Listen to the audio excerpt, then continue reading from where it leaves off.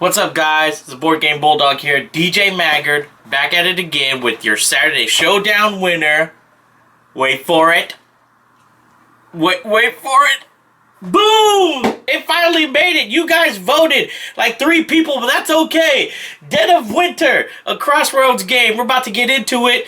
Walking Dead, Winter in a box. Let's go check it out. Alright, guys, here it is. Dead of Winter, a Crossroads game. So here it is. Here's the setup. I know it's kind of intimidating at first. There's a lot of stuff going on, and we're going to try to go through this as quickly and efficiently as possible. So the first thing you need to do is obviously set up the game. You're going to need to grab, you're going to get 4 player cards, and out of the 4 you're going to choose 2, and they're going to be represented by their pawns. You're going to have your player board over here. Then you're going to have your dice. The number of dice you have is always going to be the number of people in your group, specifically plus 1. So we're going to have 3. This is going to be important for later. Now you have to have your other cards kind of separated. Briefly, there's your mission card, crisis card, more survivors, secret card, you have an exile card, and crossroads cards. Now these secret cards, basically you're going to pass 1 out to each person. It's going to be like a little personal objective. So even if you win the game, you still have to complete your personal objective. They could be anything from have the most guns at the end of the game to, like this one says, the main objective must be completed and you have to have only medicine cards in your hand. You must have at least 1 medicine card in your hand. Okay.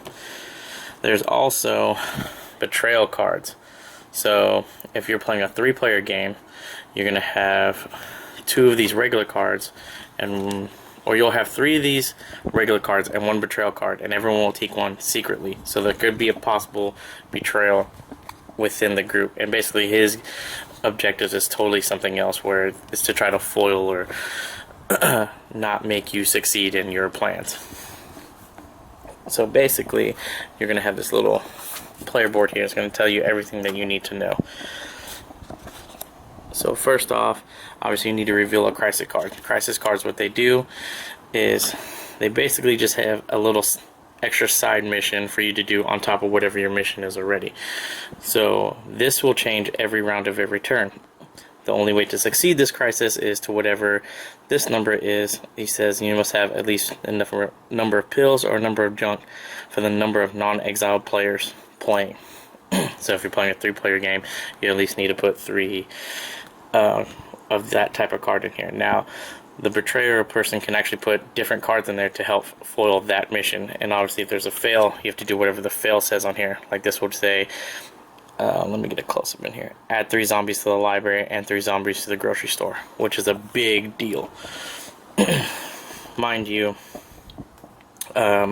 zombies are just a small part of this game, like I said. So also you're going to start with 5 of these cards in your hand, and these are going to be cards that help you do things like this. The junk will let you re-roll stuff. Medicine will let you heal wounds. Food is very important because, like in all post-apocalyptic things, you have to feed your survivors, right?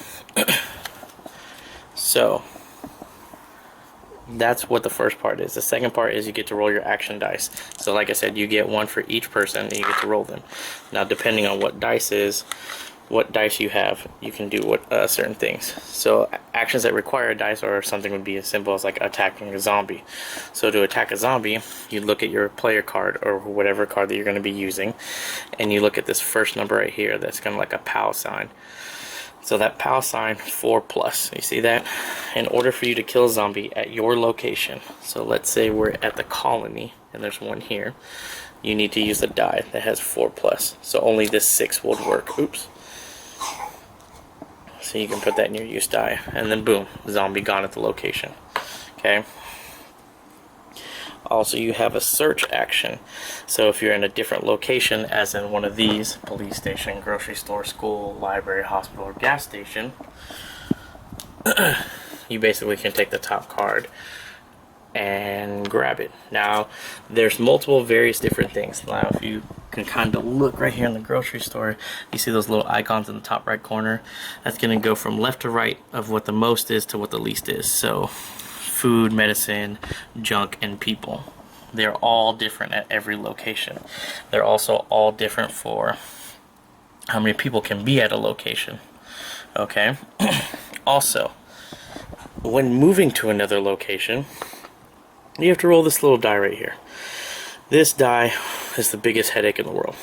So basically, to move to the library or any location, or to move back to the colony, you roll this. If you roll a blank side, you did well. Nothing happens to you. If you roll this side with a blood marker, basically your guy just takes damage from, I don't know, fighting zombies or doing whatever, getting hurt somehow.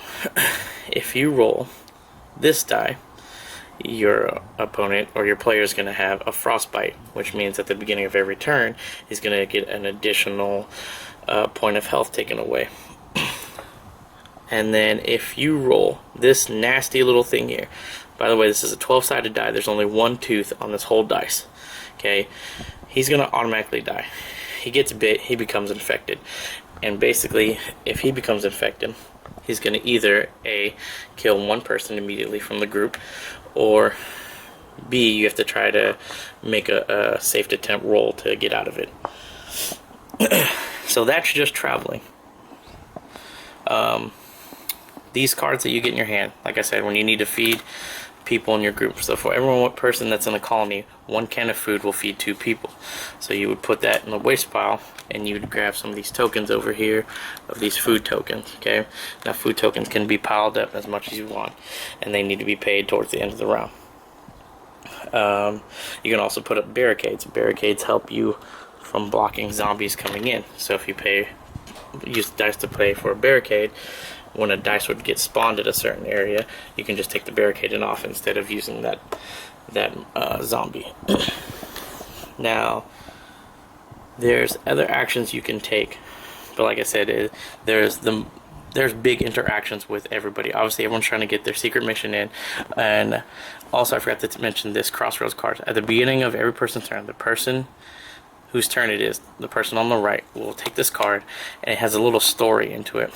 Right, if certain conditions apply, as in if certain people are in certain places, if there's certain I don't know, food in certain places, this card will happen. There's a whole stack of these cards, basically storytelling cards, and then basically you get to decide amongst the group of what's going to happen. There's going to be 2 different options sometimes. Sometimes they're good, sometimes they're bad. And after that, after you guys do a group vote, or if it's a personal vote, those things could happen. Like, I don't want to get into this because this is like a main part of the game is the choices that you have to make, where it could be anything from turning a family down from joining the colony, or going out and talking to some people about someone in the police station about having guns or something. There's so many different choices of things that could happen, and they almost take you to like real life kind of things, and it kind of gets you a little emotionally involved in the game, and you realize how good or messed up of a person you can be at that time. So as you're doing all of this, anything that you use, a card that you use that goes into the waste pile, at the end of the turn, you actually have to check the waste. And if there's a certain amount of cards in here during the rate and during that turn, your morale will go down. If this ever reaches to 0, you lose the game. Okay. If you cannot complete your game round in time, if this goes to 0 and you're not done doing your mission, you lose the game. Let's see here. Also, I'm sorry. Also, you can acquire other people. That's why all these other people are out here by searching into these rooms. There's going to be weapons and food and all that stuff to help you maintain of what's going on here. And after pretty much your turn's over, everyone's going to go around into a round, and then the first player mark is going to go back to the next person, and that person goes first, and so on and so forth.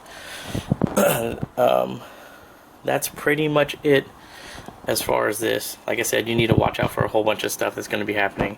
You actually have people that will take up spots in your colony who you need to feed, but you can't use them for anything. Go figure. And I'm going to actually take you back to my final thoughts. Alright guys, so that was my brief overview of Dead of Winter. one of my top 10 favorite games of all time currently right now. It really gives you the feel of, like I said, the Walking Dead series, where you have to make so many choices of who gets to live and what to do next. You know, you have to go into certain buildings and try to find food or junk or medicine because people are hurt in your colony, and then you have to make the decision of who gets to stay in your colony. I mean, you can get emotionally fixed into this game because of the storytelling of the crossroads cards. That simple mechanic of the crossroads cards, where it's your turn and the person to the right draws a card, and if it happens, he lets you know it happens. That simple thing turns this game so much better. Now, this game will take a little while. They have 8 different missions, I think, that come in the box. There's a couple short ones, and then it goes to medium length and long length. And if you flip them over, they're like suicidal missions. Like they make the simple missions a lot more harder. But it's just like a good movie.